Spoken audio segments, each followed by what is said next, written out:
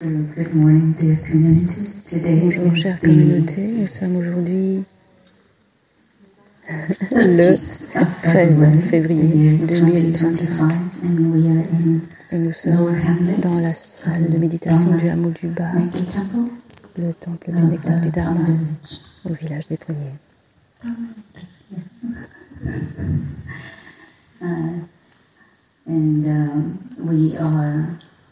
Et c'est aujourd'hui la première journée de pleine conscience au hameau du Bas dans le cadre de la retraite de printemps. Et en même temps, il y a des personnes qui vont déjà nous quitter demain. Et puis d'autres personnes vont rester ici en tant que communauté résidente.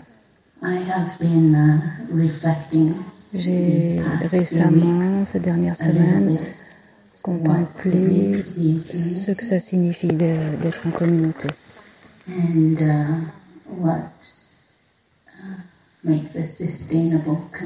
Et qu'est-ce qui fait que cette communauté est durable? Et donc beaucoup de pensées sont apparues en moi.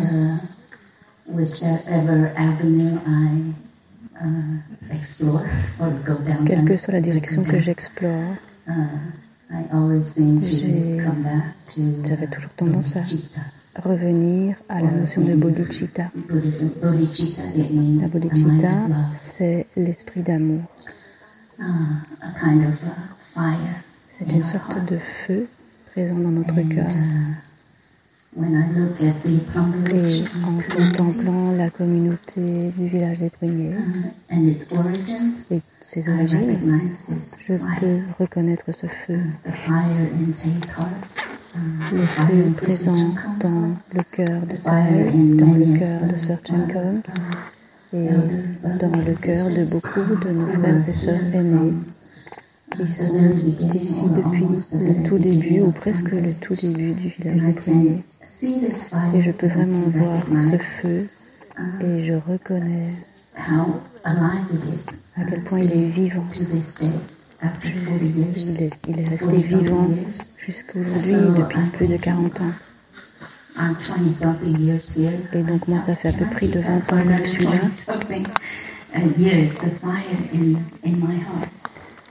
Et donc je peux vraiment reconnaître ce feu dans mon cœur, moi aussi.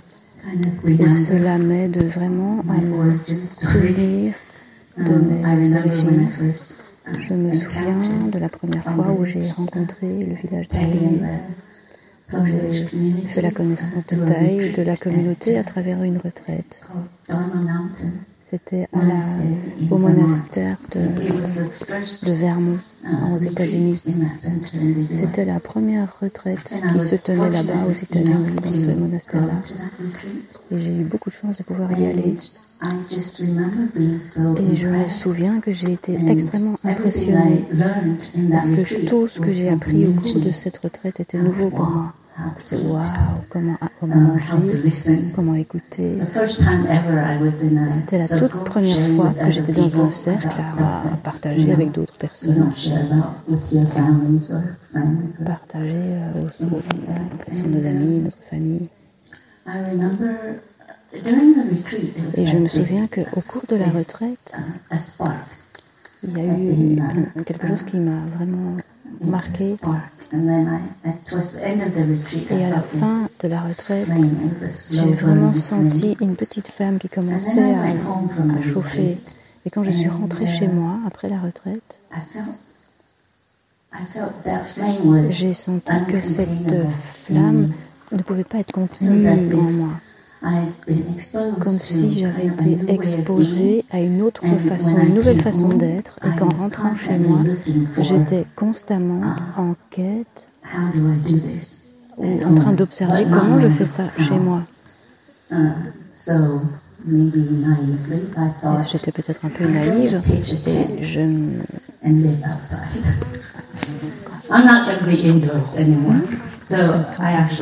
je me suis dit, je vais peut-être planter une tente chez moi et je vais dormir dehors.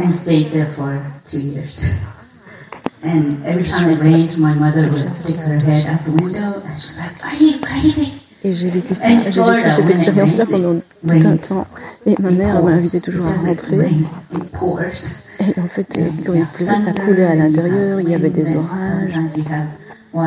Et donc j'ai vraiment voulu vivre ça très longtemps, pendant 2 ans. Même quand il y avait beaucoup de vent et de tempêtes. Et j'avais vraiment besoin d'être très proche de la nature. Quitter mon confort, quitter tout ce qui m'était familier.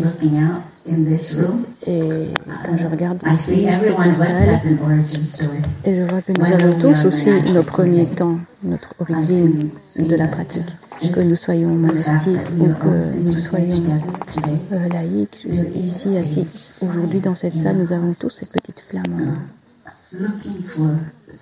qui recherche quelque chose, qui est en quête de quelque chose. Nous cherchons quelque chose.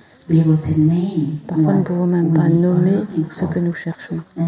Par exemple, moi-même, quand je suis venue à la première retraite, je pensais que j'allais juste participer à cette retraite parce que c'était là et c'était l'automne et je me suis dit je vais savourer juste les couleurs de l'automne parce que ça faisait très longtemps que je n'avais pas pu vraiment apprécier l'automne. Et donc dans mon esprit je me disais je vais aller à Vermont, savourer les couleurs de l'automne, aller avec mes cousins, mes amis qui veulent que j'aille là. Je vais juste aller là à la retraite. In Vermont in that time of year, and it was a good fortune of j'ai eu la chance de ancestral forces, spiritual and genetic and land ancestral forces at work. J'ai senti qu'il y avait beaucoup d'éléments parmi mes ancêtres, d'énergie de mes ancêtres qui me soutenaient dans cette pratique de pleine conscience. Et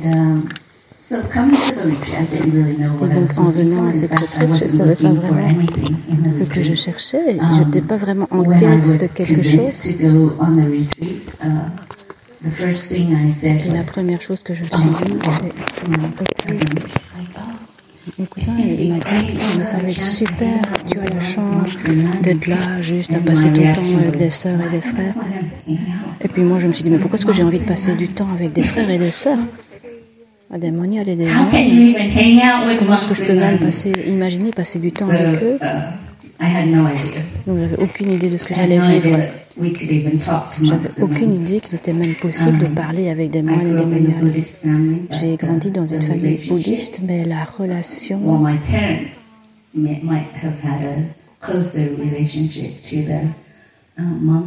père avait une relation proche avec des monastiques, il allait au monastère. Mais moi, je n'avais jamais vraiment pu leur parler. Et donc la première chose que j'ai découverte, c'est que oui, c'était possible de parler avec des monastiques.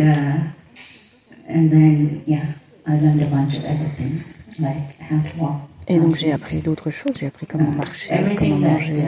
Et tout était très surprenant. Surtout reconnaître mes sensations, mes émotions. Et c'était très surprenant parce que je n'avais pas appris cela à l'école. Que ce soit à l'école primaire, à l'école secondaire, à l'université, personne ne m'avait appris. Et bien sûr, il faut apprendre à reconnaître mes sensations. Et je pense qu'aujourd'hui, la société a évolué. Et je pense que dans tous les niveaux scolaires, il y a beaucoup plus qui est offert, qui est disponible. Donc quand je suis rentrée chez moi après la retraite, j'ai parlé à mes neveux et nièces qui avaient à l'époque 7 ou 8 ans. Et en fait, ils m'ont dit maintenant il y a des lundis conscients. Donc ça, c'était à l'époque actuelle. J'ai aucune idée de ce que c'est, mais donc j'ai offert à ma nièce un livre. Les enseignants heureux changent le monde. Un livre de taille. Parce qu'en fait, il y a beaucoup de choses qu'on peut pratiquer avec les enfants au cours de journées de pleine conscience. Ce qu'on appelle là-bas les lundis conscients. Je ne savais pas exactement ce que c'était. Mais en fait, il y a un changement que je vois. Il y a vraiment une transformation dans notre énergie, dans notre conscience collective aujourd'hui, qui introduit un peu plus de spiritualité et de conscience dans cette question. Mais c'est quoi être humain? Et ça commence dès le plus jeune âge. Et donc, ça me rend très heureuse. Mais lors de ma première retraite, à l'époque, je n'avais pas cette expérience, jusqu'à rencontrer la pratique. Et sans parler des plus grandes questions que j'avais et qui étaient très présentes dans mon esprit depuis longtemps. Par exemple, qui suis-je? Je pense que nous avons tous, à une période de notre vie, ce genre de questionnement. Qui suis-je? Pourquoi suis-je ici? Qu'arrivera-t-il quand je meurs? Toutes ces questions, parfois je ne peux pas les entendre, mais je ne pouvais pas toujours les entendre, mais je sais qu'elles étaient brûlantes là dans un coin de mon esprit depuis très longtemps.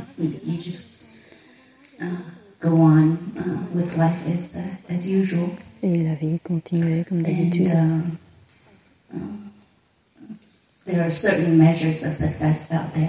You go to school, you get a degree, you get a career, des étapes dans notre vie. On va à l'école, on a un diplôme, on se marie, on a une maison.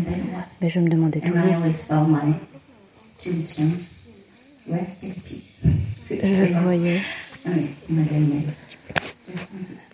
Repose-toi en paix.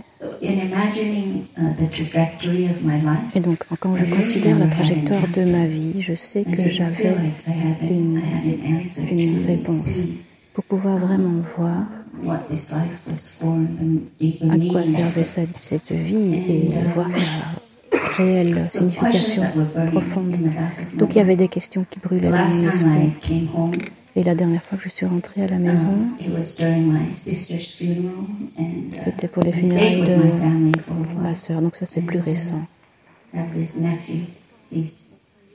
Et j'ai vu ma famille, j'ai vu mon neveu, qui avait 6 ans, et je suis allée marcher avec lui un lundi. Et il m'a demandé, Suko, ça veut dire grande sœur, est-ce que tu sais ce qui arrive quand nous mourrons? Et je me dis, mais qu'est-ce que je peux dire à un petit garçon de presque 6 ans, 5 ans en réalité? Il a continué à poser d'autres questions. Parce que, tu sais, moi j'y pense tous les jours. Hein. Il avait 5 ans. Il me demande, et puis qu'est-ce qui se passe quand on meurt? Il y pense tous les jours. Parce qu'en fait, c'est l'expérience qu'il venait de faire en perdant sa maman. C'était une des plus grandes pertes de sa vie. Quand the passing of his aunt. Sa tante, en fait. So, and then at the moment, I saw, this question is going to percolate in his mind for the rest of his life, until, he has good enough conditions to help him to look deeply into it and to make a breakthrough. Et pour pouvoir comprendre, faire une vision percée, on appelle ça une compréhension. So he said, because I think about it every day. And I said, well, that's wonderful. That you think about it every day. And I said, it's something that we can continue to think about. Anyhow, I was stuck in explaining to a 5-year-old what it means to live or die. Slowly, we through in the funeral there were some chanting sessions where we spoke about interbeing or continuation, and that you can find your loved one, like a cloud. It's not just a cloud forever, but it becomes the rain, the rivers, the ocean. It becomes the trees, the grass, the vegetation. We drink tea. The cloud becomes us at one point, Et cela devient. So he heard a lot of these kinds of teachings during those chanting sessions. And then one day when I was hanging out with him in the backyard, and he saw a ladybug, and it was crawling on his hand. And he remembered that there were many moments when he and his aunt played with ladybugs in the backyard. And then he looked at the ladybug and he said, "Oh, I wonder if this is my aunt visiting me." So, in a way, he was starting to get the insight of, I'm not sure if it's insight, but in a way he was trying to navigate what happens when we die, and to a little bit touch what it means to continue, touch a little bit continuation. So, going back to this fire in our heart and this desire to really understand deeply our lives and our environment. I think is the beginning of building, community building. And I see that the other part of having the fire is also the commitment to keeping this flame of discovery, this flame of seeking alive in me. And I see how important it is, because otherwise I kind of lose sight of what's important. You know, in the beginning years of Plum Village, the beds were like cinder blocks, and you had a piece of plywood, and then you sleep on a sleeping bag. There's no bed, there's cinder blocks and plywood. And I saw the old building that we have here in that's taken down already, and also the one that just burned down 3 weeks ago. That was how the beds were in those buildings in the beginning. And yet there was so much happiness, and Plum Village was able to be built up. But I see that everyone who came, chaque personne qui est venue, qui a vécu dans ces bâtiments, a eu ce feu, cette flamme. Donc même si vous dormez sur un lit hyper sommaire, il y a quelque chose, parce que vous touchez quelque chose, parce qu'il y avait une vision plus large, un désir beaucoup plus important d'apprendre, de connaître la pratique, d'approfondir la pratique, pour pouvoir nous comprendre, pour pouvoir nous libérer nous-mêmes. Et donc l'engagement est un élément qui est extrêmement important.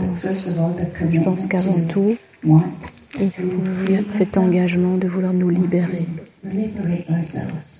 et nous guérir.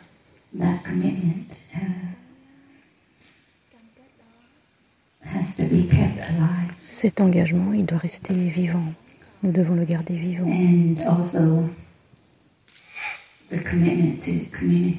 Et aussi cet engagement à vivre en communauté. Ça, c'est surtout pour la communauté résidente.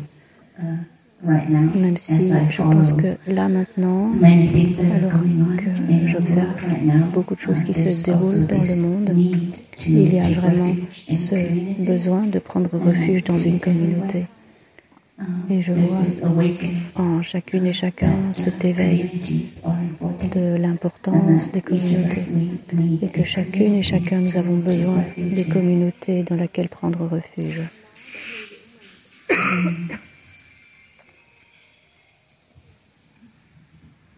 Ça va.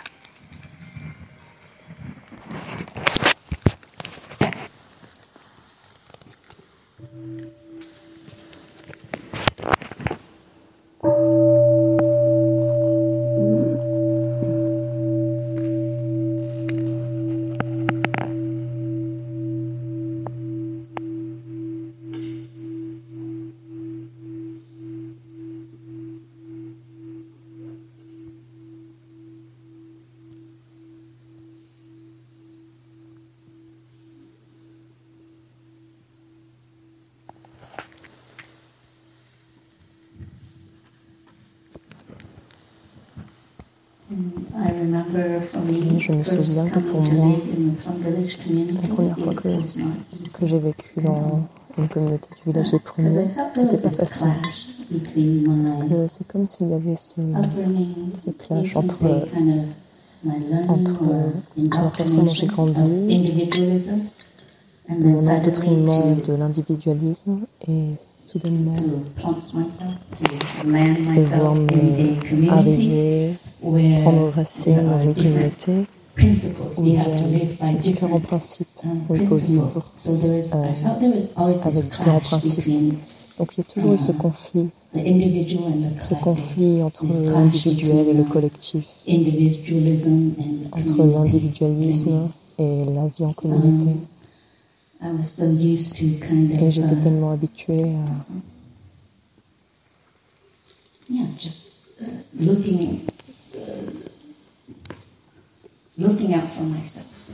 à prendre soin de moi-même, que ce soit mes idées, mon bien-être, mes droits, des choses comme ça. Donc je prenais surtout soin de moi.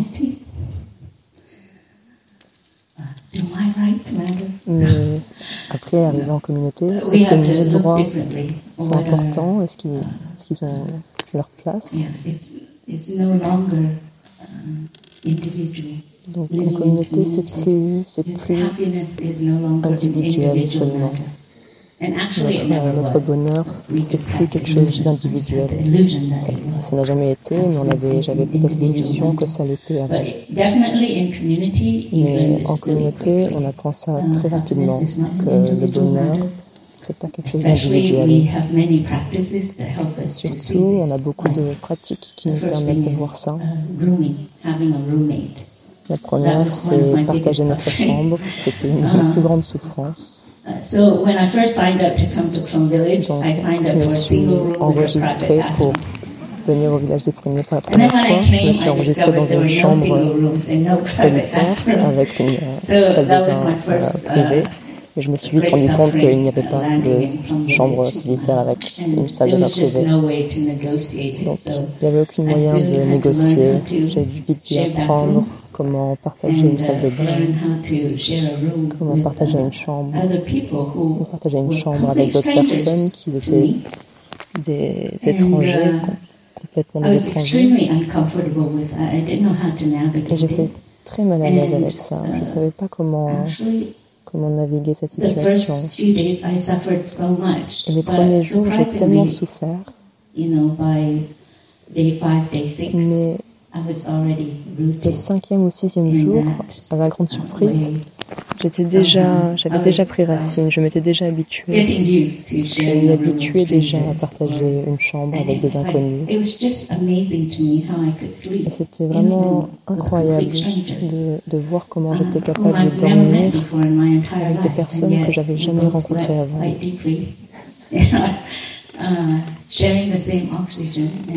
des personnes avec qui je partageais le même air. Donc, la vie en communauté et comment le village des pruniers fonctionne, ça m'a aidé à petit à petit laisser tomber l'individualisme qui était en moi, en apprenant à travailler ensemble dans le jardin avec d'autres personnes. Je me souviens, je devais bouger beaucoup de terre.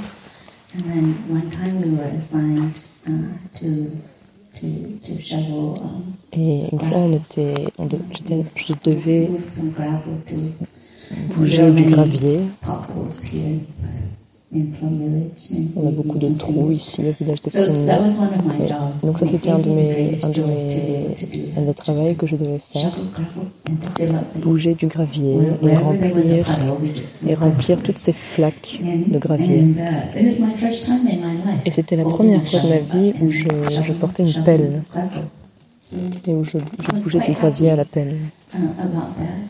Donc j'étais assez heureuse de faire ça et aussi de pouvoir travailler avec une autre personne, d'autres personnes. C'est tellement simple, j'avais juste à mettre du gravier. Mettre du gravier dans une brouette et puis l'amener là où il fallait et puis remplir le trou. Mais en fait, c'était assez compliqué parce que je devais travailler avec cette autre personne qui utilisait la pelle d'une manière différente, qui en fait, il y a des différents principes pour remplir une flaque d'eau. Donc peut-être qu'il faut mettre du gravier, l'autre personne pense qu'il faut mettre du gravier tout autour pour faire un carré, alors que moi peut-être que je pensais qu'il fallait que je mette juste le gravier dedans. Donc voilà, on en venait à discuter différentes idées. Donc la vie en communauté, c'était quelque chose de très joyeux, mais aussi avec beaucoup de challenges. Comment apprendre à ne pas être seulement un individu. Comment ne pas simplement juste penser qu'à moi, mais inclure les autres personnes, pas seulement leur présence, mais aussi comment pouvoir m'ouvrir aux différentes idées, aux différentes visions profondes des personnes autour de moi. Donc, quelque chose qui est assez difficile, mais qui est aussi très gratifiant.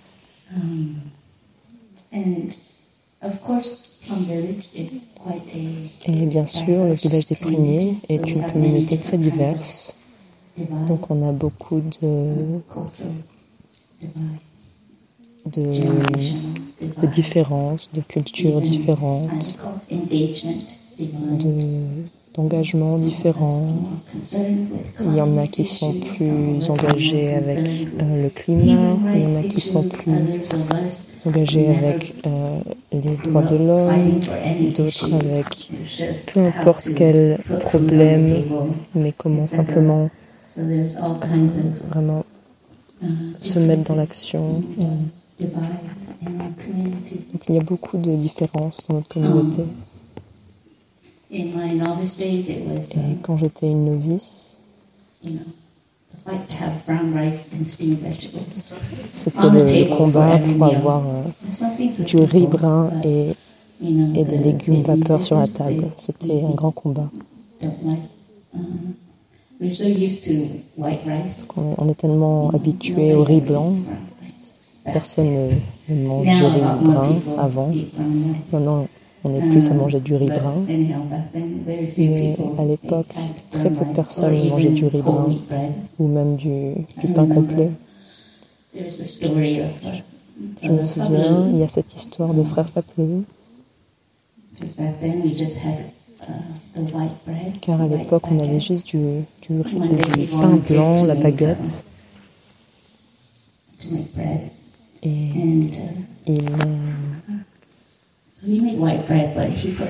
il faisait du pain blanc, mais il mettait de la sauce soja dedans pour faire semblant que c'était du pain complet. Donc beaucoup de cultures différentes, des conflits de culture, beaucoup de différences. Et toutes ces différences, il faut en tant que communauté qu'on apprenne à les surpasser. Donc maintenant on a du riz brun, on a du pain complet.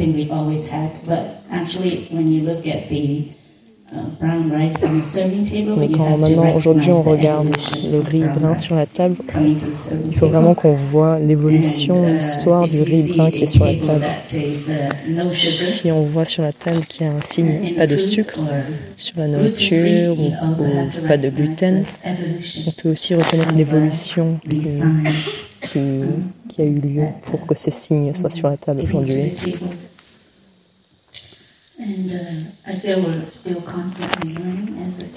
Et en tant que communauté, j'ai vraiment le sentiment qu'on est toujours en train d'apprendre. Apprendre à comment être avec nos différences et comment en parler.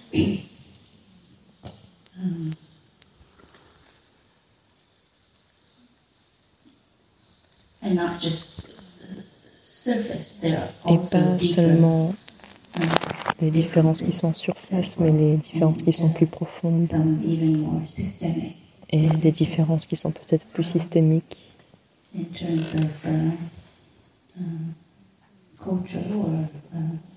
quant à notre culture, nos cultures, nos expériences de genre.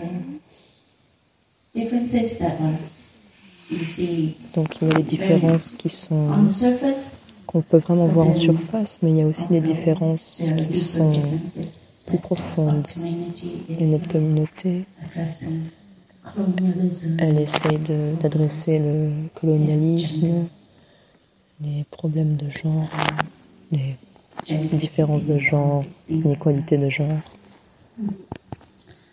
Et donc le village des premiers, c'est comme toujours en évolution. On évolue constamment comme communauté. Et une des choses sur lesquelles que j'ai contemplé, en tant que communauté, on est comme un corps. On n'est pas une institution. On est un organisme. On est plus un organisme qu'une institution. Et dans ma pratique, il faut toujours que je me souvienne de ça. Car des fois, quand je reconnais un problème dans la communauté,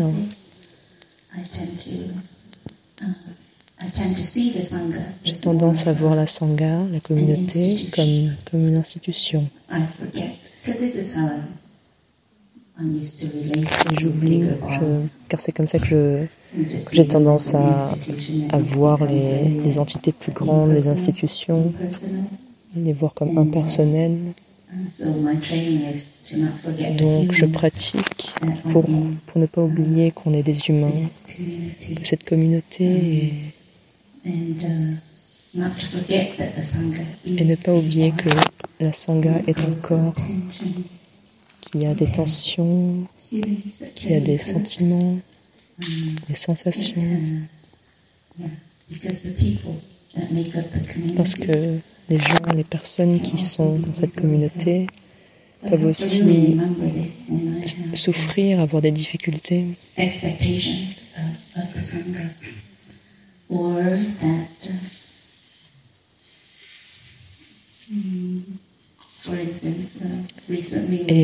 par exemple, très récemment, on a perdu 2 sœurs ici au hameau du Bas. Une était là depuis 17 ans.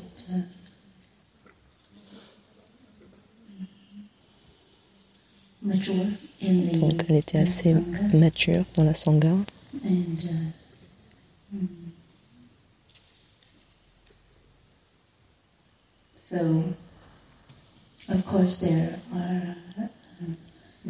Donc bien sûr, il y a des raisons pour lesquelles quelqu'un partirait de la communauté monastique, quitterait la vie monastique, et on trouve tous notre chemin, on cherche tous notre bonheur. Et quand j'étais plus jeune dans la communauté, je n'ai jamais vraiment fait attention, ou j'ai toujours fait attention à la personne qui partait et pourquoi ils étaient malheureux dans la communauté et pourquoi est-ce qu'ils partiraient. Mais j'ai jamais vraiment fait attention à la communauté. Et qu'est-ce qui fait mal dans la communauté? Qu'est-ce qui se passe dans la communauté quand quelqu'un part? Et cette fois-ci, j'ai vraiment pris le temps de regarder toutes mes sœurs, d'être avec mes sœurs et de reconnaître que mes sœurs souffrent, de voir les difficultés, le processus qui se passe quand une personne part, quand notre sœur est partie. Et ça me permet de reconnaître cette vérité que oui, la Sangha est un corps, est un organisme. Et la Sangha, il faut qu'on s'en occupe.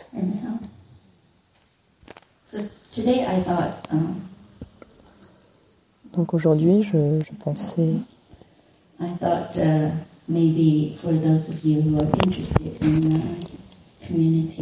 que pour ceux d'entre vous, pour qui vous êtes intéressés à la vie en communauté, je pensais partager quelques principes de comment on vit en communauté.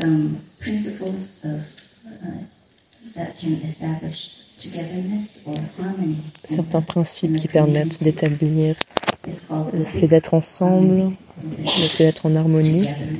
Donc on les appelle les 6 principes d'harmonie. Les 6 façons d'être ensemble. L'anglais est difficile. Elle discute s'il faut un S à la fin du mot together ou pas.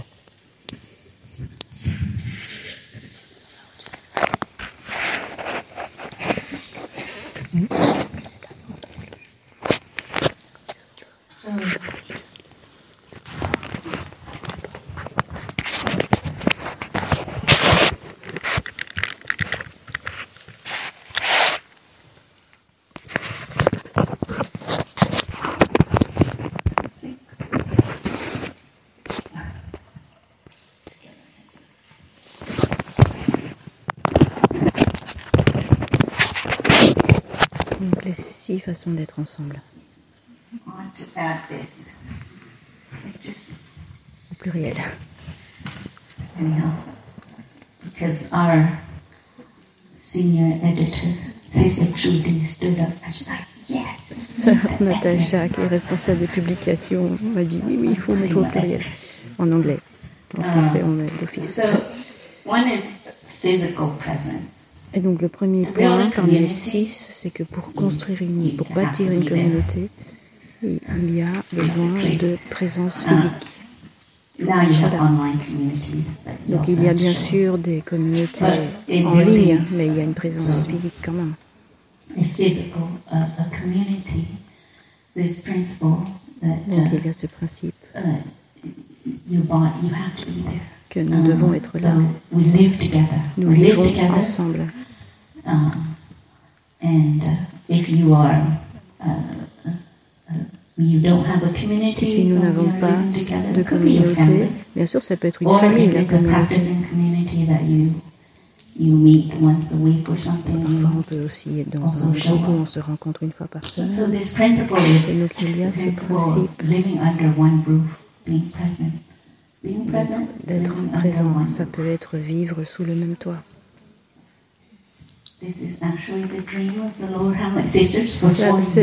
Cela fait 40 ans que les sœurs du hameau du bas rêvent de vivre sous un seul et même toit. Parce que pour l'instant, on est répartis dans différents bâtiments. Et donc cela fait... Voilà, ça c'est notre rêve qui a déjà 40 ans, vivre sous un même toit. Il y a des avantages et il y a des défis.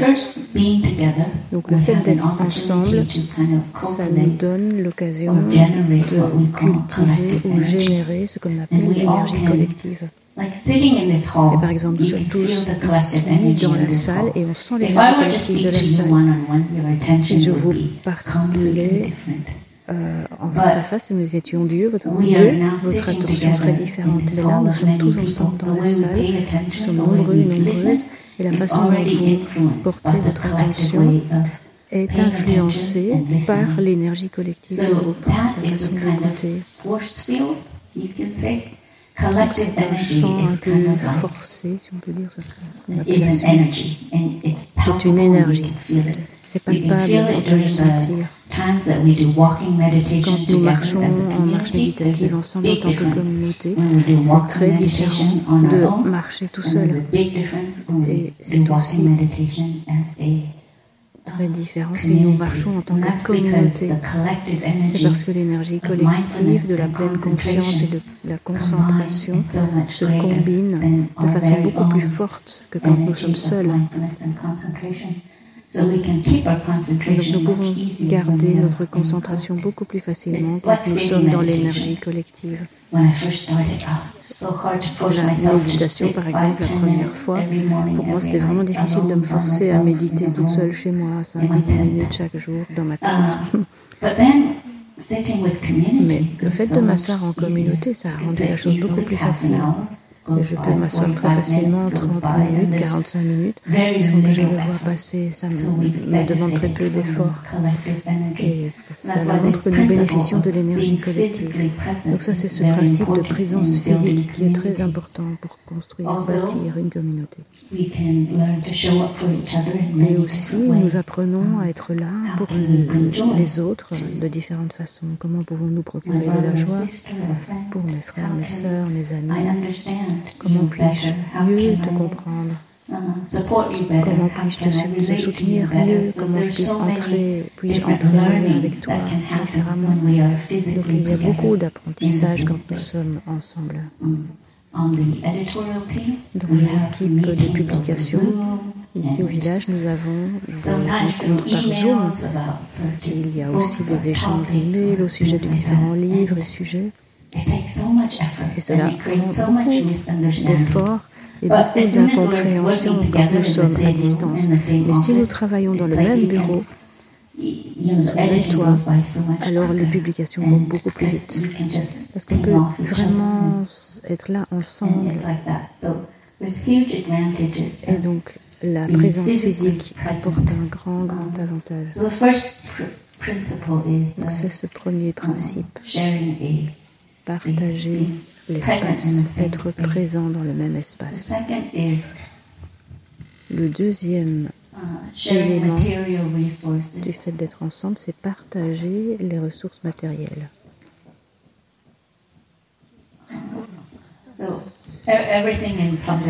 Tout au village des Pruniers est commun. Personne ne possède sa propre voiture. Il y a des voitures, mais c'est pour toute la communauté. Les bâtiments, tout ce que vous voyez, tout ce sur quoi vos yeux peuvent se porter là maintenant est comme propriété commune. Mais parfois, une sœur va dire « c'est mon ordinateur », mais en fait, même ça, c'est à mettre entre guillemets. Nous partageons les ressources matérielles et nous sommes attentifs et attentives à chacun et chacune de la communauté pour faire en sorte que tout le monde ait assez. Et partageons les ressources pour que chacun et chacune ait accès. Donc ça, j'ai pu le voir de façon très claire quand notre bâtiment a été incendié. Et donc, la première étape, c'était l'urgence de traiter l'incendie. Et puis, quelques heures plus tard, on regarde les flammes et on se dit que plus personne ne va pouvoir restaurer. Parce qu'au départ, il y a une sœur qui s'est dit qu'elle allait pouvoir retourner dans le bâtiment une fois que le feu serait éteint. Mais elle n'avait aucune idée qu'en fait tout ce qui lui appartenait serait détruit en cendres. Et donc le matin, on a organisé très rapidement le déménagement des 9 sœurs qui étaient dans ce bâtiment pour qu'elles puissent aller dans le Poplar House là en bas. Et donc on leur a trouvé des vêtements, du dentifrice, des brosses à dents, des manteaux, tout ça, on leur a apporté là-bas pour qu'elles puissent, pour que nos 9 sœurs puissent retrouver différentes choses. Et donc on a été tout ça s'est organisé très vite, ça m'a impressionné. Et puis ensuite, des amis un peu partout dans le monde ont apporté leur soutien. Donc ça, c'est la question des ressources. Donc, pour bâtir une communauté, il faut partager les ressources.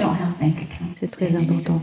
Autre chose, nous n'avons pas de compte en banque personnel. Le compte en banque est commun. Et cela nous aide vraiment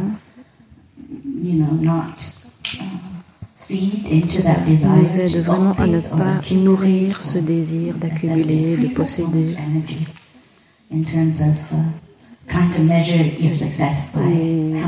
Dans cette tentation de mesurer notre succès au nombre de zéros que nous avons sur le compte en banque. Le troisième principe, c'est partager les mêmes principes éthiques.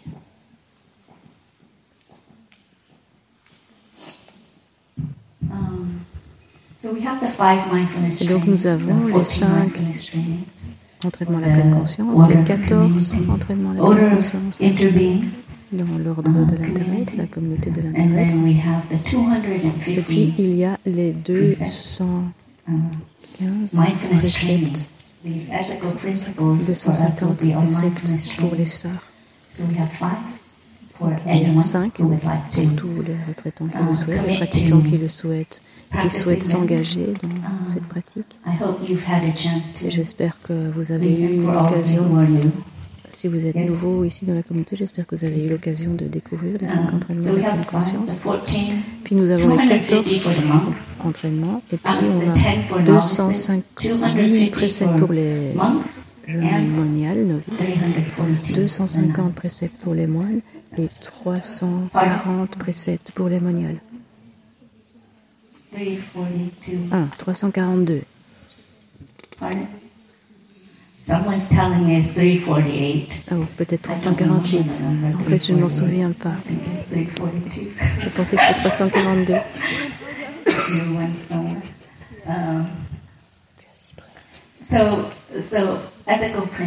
Et donc ça, c'est tous les principes éthiques que nous partageons. Si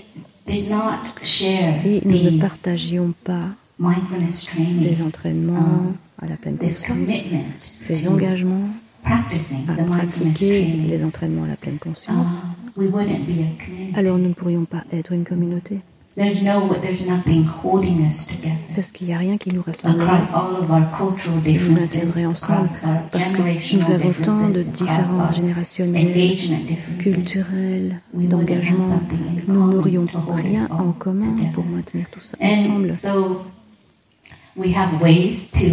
Et donc il y a différentes façons de pouvoir garder ces principes éthiques vivants dans notre vie de pratique. Donc c'est très important dans le fait de construire une communauté. Ce n'est pas uniquement un code de conduite qu'on a là et qui reste quelque part dans notre cahier, que l'on juste laisse de côté. Mais dans notre communauté, nous les récitons. Les entraînements et les préceptes au moins une fois tous les 15 jours. Donc, vous avez peut-être reçu les 5 entraînements à la pleine conscience, alors on vous encourage à les réciter au moins une fois par mois, minimum. Et cette récitation garde l'éthique de la communauté vivante, garde vivante l'éthique de la communauté. Donc qu'elle soit vivante et appliquée.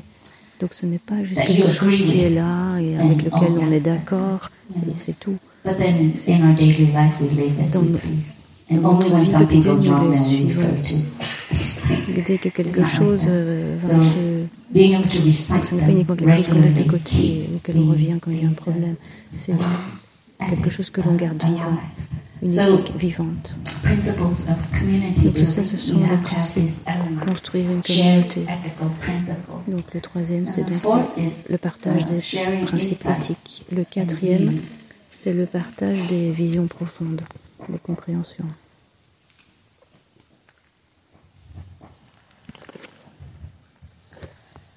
And this is how our community continues to grow. Et c'est comme cela que notre communauté peut continuer à grandir, parce que la vision profonde, ce n'est pas statique, c'est quelque chose qui est vivant, qui est en évolution. Et ce n'est pas juste une personne qui a cette vision profonde, qui a des visions profondes, des compréhensions. Mais nous sommes toutes et tous avec différentes compréhensions, différentes visions profondes. Des visions profondes dans l'enseignement, dans la pratique, dans notre vie. Nous devons être capables de les partager de façon ouverte. Ce n'est pas une compétition, non, je ne vais pas partager ma compréhension, parce que si tu l'apprends, qu'est-ce qui va arriver? Non. Nous, dans la construction de la communauté, nous partageons nos visions profondes, nos compréhensions. Et nous les partageons ensemble. Et ceci se fonde sur nos expériences vivantes. Donc ce n'est pas quelque chose qu'on répète, qui vient de livres ou des principes bouddhistes que l'on répète. Non, ce sont des enseignements que nous avons appris et que nous avons pu mettre en œuvre dans notre vie et que nous partageons. Nous partageons nos visions profondes, nos compréhensions ensemble. Je pense que c'est comme ça aussi que la communauté scientifique fonctionne, c'est partager les compréhensions ensemble. Je ne sais pas si ça fonctionne encore comme ça aujourd'hui, vu qu'il y a beaucoup de coopérations qui sont corporations de business qui sont impliquées, beaucoup d'entreprises, beaucoup d'organismes. Je me souviens d'un jour où je lisais un livre, je ne me souviens plus du titre.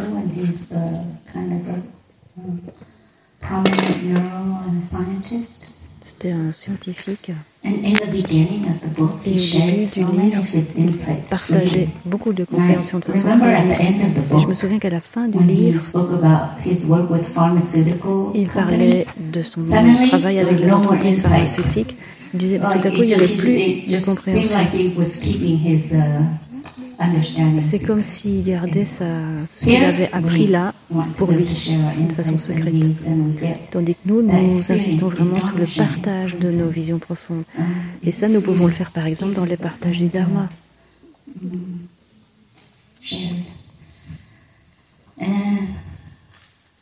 Le 5e principe. The fifth is sharing from the heart. C'est les partages qui viennent du cœur. C'est ce que nous faisons aussi dans les partages du Dharma. So this is in the classical version you would see it as harmony of views. Et donc on peut aussi appeler ça l'harmonie des vues ou l'harmonie des pensées. Donc par exemple dans une réunion, on va appliquer ces principes-là, le partage de nos expériences et nos compréhensions pour pouvoir parvenir à une harmonie des vues et des pensées au sein de la communauté. Et pour prendre des décisions ensemble, basées sur nos besoins.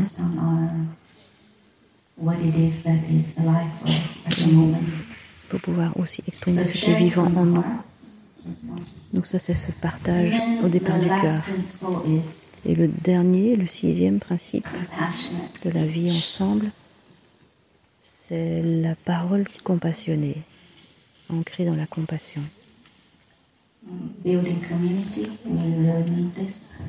Donc pour bâtir une communauté, c'est la façon dont nous parlons. Utiliser des mots qui vont contribuer à l'harmonie au sein de la communauté. Et donc ça peut-être qu'on a des difficultés dans la communauté, mais la communauté, la Sangha, c'est aussi un corps. Et il peut aussi être blessé. Donc je peux parfois sentir ça. Par exemple, est-ce que j'en fais assez? Alors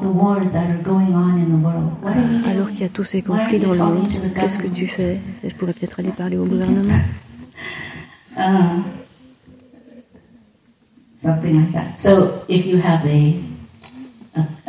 Donc, si nous avons des plaintes à adresser à la communauté, c'est important de nous souvenir de l'importance de la parole aimante. Donc ça, ce sont les 6 principes de la vie ensemble. Il nous aide à bâtir une communauté durable. Et ces 6 principes viennent de l'enseignement du Bouddha. C'est comme ça qu'il a instruit la communauté monastique, pour pouvoir apporter plus d'harmonie, de durabilité, de cohésion dans la communauté. Et une dernière chose concernant la parole aimante, compassionnée, c'est que j'ai appris récemment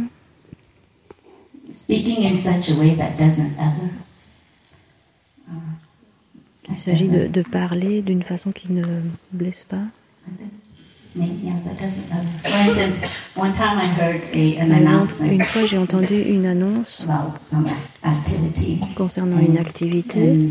Et l'annonce c'était pour ceux qui sont intéressés par ceci, par cela, vous êtes intéressés, vous pouvez aller à cette activité.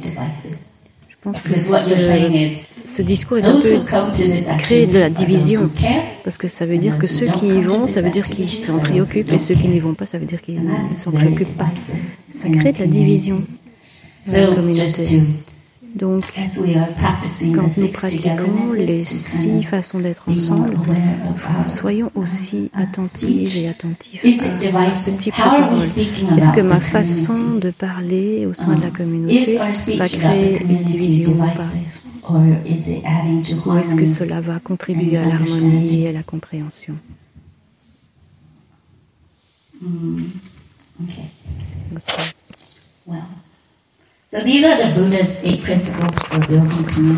Donc ce sont les principes du Bouddha pour pratiquer, pour vivre en communauté.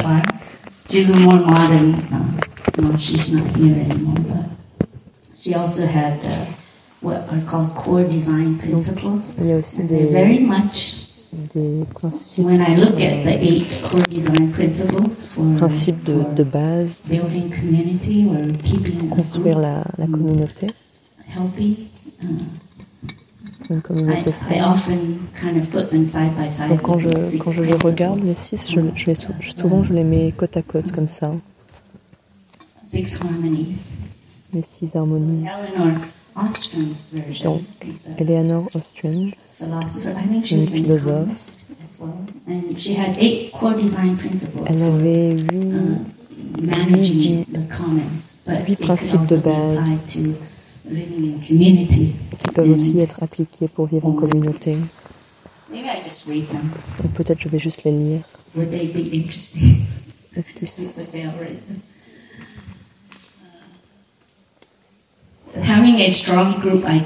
Donc le premier, c'est avoir une forte identité de groupe et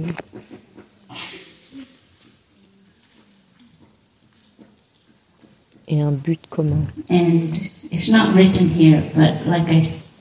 donc c'est pas écrit ici dans les 6, mais comme j'ai partagé au début, l'identité de groupe et le but commun, le but of a plum village community, a monastic community, a practicing community. D'une communauté comme le village des pruniers, d'une communauté monastique, c'est de se guérir, c'est de se libérer, c'est de comprendre, d'aimer. C'est vraiment ce feu à l'intérieur de nous, cette bodhicitta. Et ça, ce serait notre identité de groupe. On est ici pour se guérir et pour aider les autres à se guérir. C'est très simple. 2 is fair distribution of costs. Le deuxième, c'est une distribution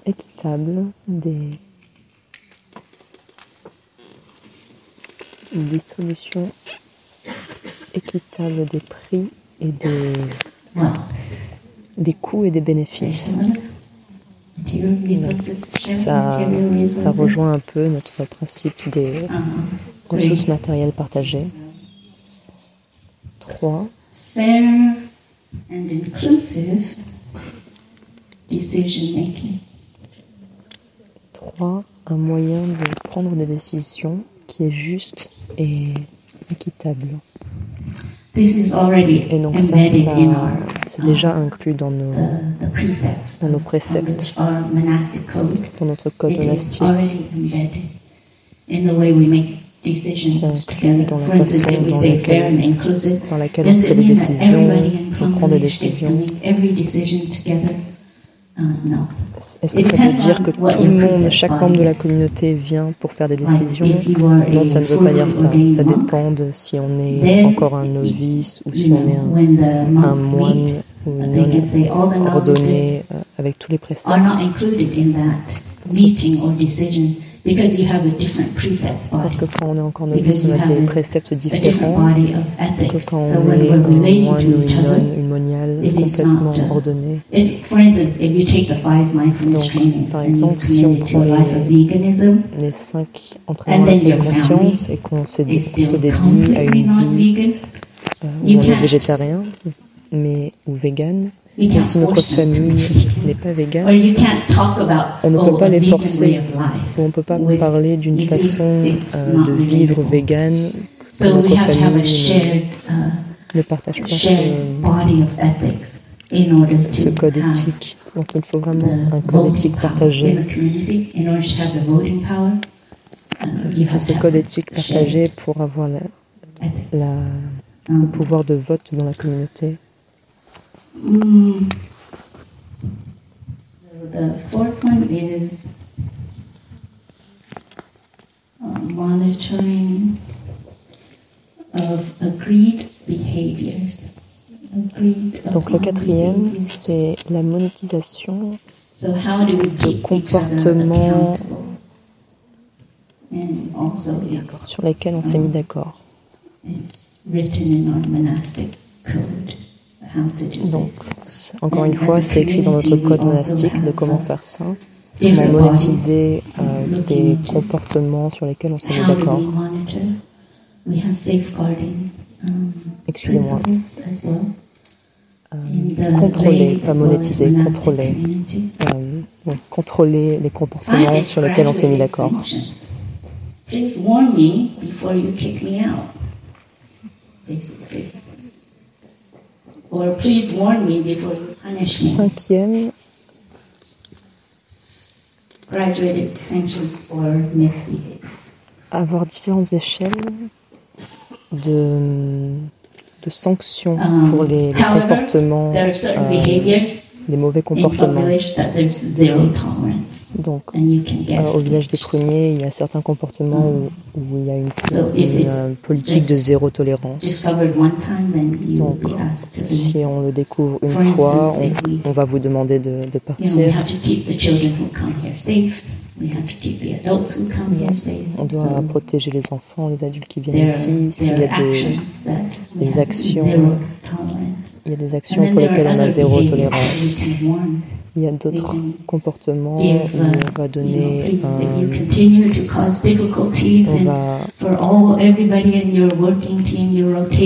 va donner un rappel. The conversation might be a lot more skillful than how I'm putting it right now. La conversation qu'on pourrait avoir avec ceux qui ont ces comportements serait un peu plus habile que comment je le présente aujourd'hui. Fast and fair conflict resolution. Sixième, c'est résoudre les conflits d'une manière rapide et juste.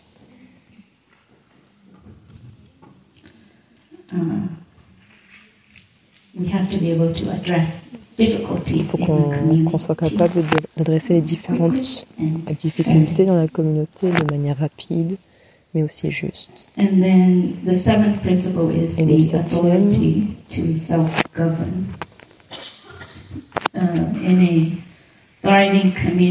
septième, c'est une autorité qui peut se gouverner elle-même. Donc il y a des règles et des règles dans la communauté qu'on doit être capable de changer en tant que communauté pour s'adapter à la communauté qui est vivante. Et au fur et à mesure des années, nos principes éthiques ont changé, car dans le monde, les conditions ont changé aussi. La société aujourd'hui est très différente d'il y a 250 ans. il y a 2500 ans. Donc nos préceptes ont aussi évolué. Et ça, c'est grâce à notre capacité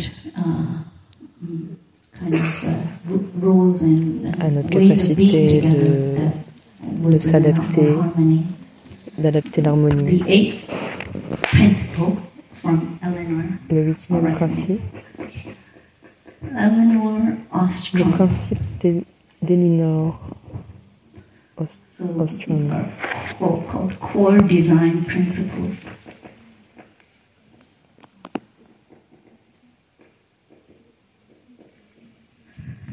The 8th is being able to nest in a bigger community or appropriate. C'est être capable de faire son nid, de prendre refuge dans une plus grande communauté. Plum Village is many of the practices and teachings you Au find village des Pionniers, il y a beaucoup de pratiques et d'enseignements qui sont nouvelles, qui ont été développées par notre maître et qui ont été développés à partir des enseignements du Bouddha. Mais aussi, le village des Pruniers appartient aussi à la communauté plus grande de la communauté bouddhiste. Et donc elle prend part à cette communauté qui est plus grande, qui dépasse le village des Pruniers. Et aujourd'hui, on a 12 ou 15 centres du village des Pruniers. Mais au-delà de ça, on a aussi une communauté globale. Une communauté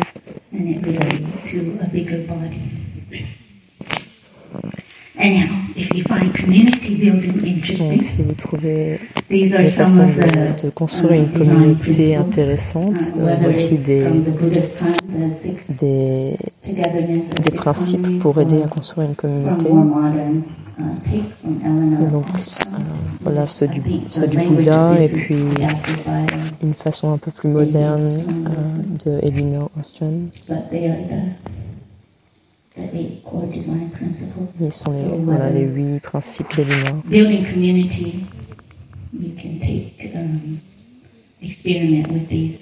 Vous pouvez expérimenter avec ces principes si vous voulez construire une communauté.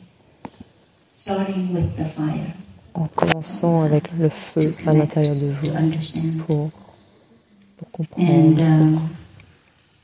Et hier, les sœurs du hameau du bas, on a eu une session d'écoute profonde. On a eu une lundi, et puis une autre hier, 2 heures hier, 2 heures chaque session. Et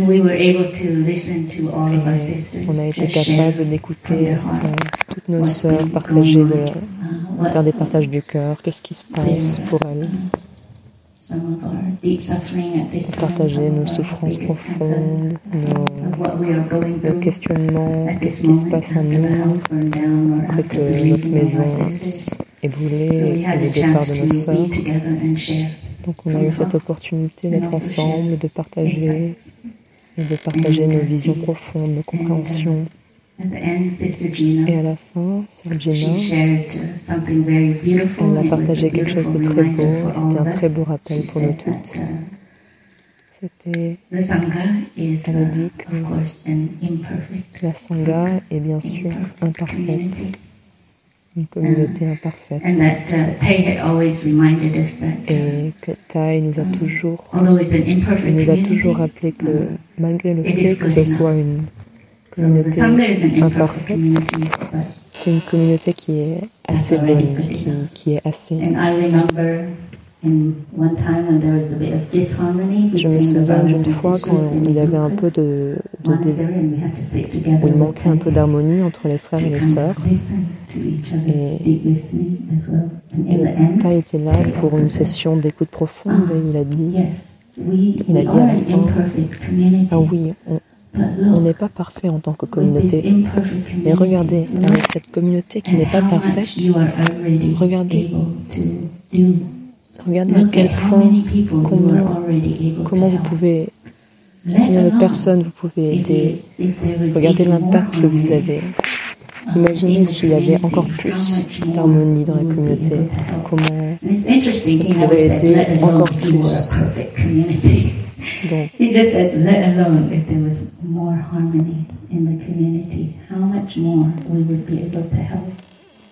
And yesterday, Sister Gina, et hier, Sœur Gina, formulation of it was, sa formulation, we are an comment elle a dit, c'était on est une communauté qui n'est pas parfaite. Et Tai nous a toujours rappelé qu'une communauté qui n'est pas parfaite, c'est assez. Et